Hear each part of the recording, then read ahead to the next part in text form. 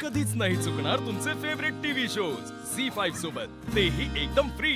कदाचित रेवतीला विचार करायचा नसेल लग्नाबद्दल, तिने नकार दिला. नाही असं हे नाही. बघ, असं असतं तर तिने आपल्याला येऊन सांगितलं असतं की नाही, तुझ्याशी किंवा माझ्यासोबत ती काहीतरी बोलली असती.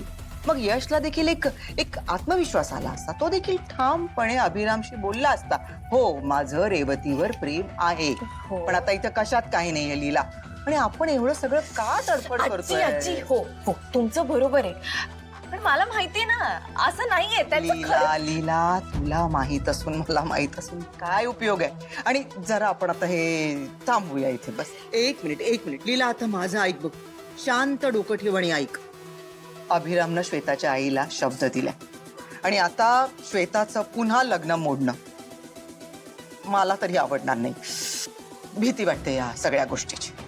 मी खरं सांगते लीला, मी प्रत्येक वेळेला तुझ्या पाठीशी उभी राहिलीये की नाही, तुला साथ दिली आहे की नाही, या वेळेला नाही देऊ शकणार साथ. या बाबतीत मी तुला आधार लागला तर आहे तुला आधार देण्यासाठी, पण तुझ्या बरोबरीनं मी या बाबतीत तरी उभी नाही राहू शकणार बाळा. बघितलंस ना सगळं काय झालंय ते. आता मला भीती वाटते या सगळ्याची.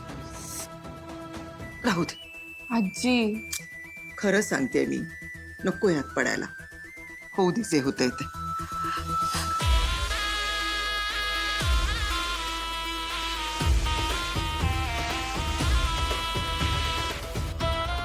आजीने माझी साथ नाही दिली म्हणून काय झालं? यश आणि रेवूसाठी मला हा लढा द्यावाच लागणार.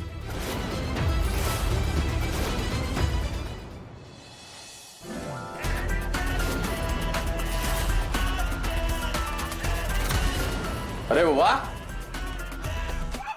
किशोर साहेब, वेलकम. काय आज माझी आठवण कशी काय काढली? आठवण तर तुझी रोज येते रे, पण आतमध्ये राहूनही तुझे उद्योग काही संपले नाहीत, म्हणून म्हणलं भेटायला यावं. म्हणजे काय म्हणायचंय तुम्हाला?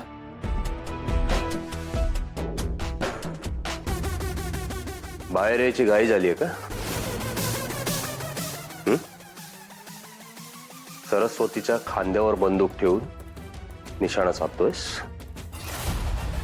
अरे मग काय करायला हवं तुम्ही? तुम्ही सांगितलं होतं ना मला की इथून बाहेर काढाल म्हणून, पण काय मी इथेच अडकून आहे. आणि तुमच्याकडून पण काही मला हालचाल होताना नाही दिसली, म्हटलं मग स्वतःच करायला हवं काहीतरी. तुम्ही सगळे जगताय तुमचं आयुष्य एकदम सुखात बाहेर, पण मी इथे चढतोय. म्हणून घेतली मी माझ्या बहिणीची मदत.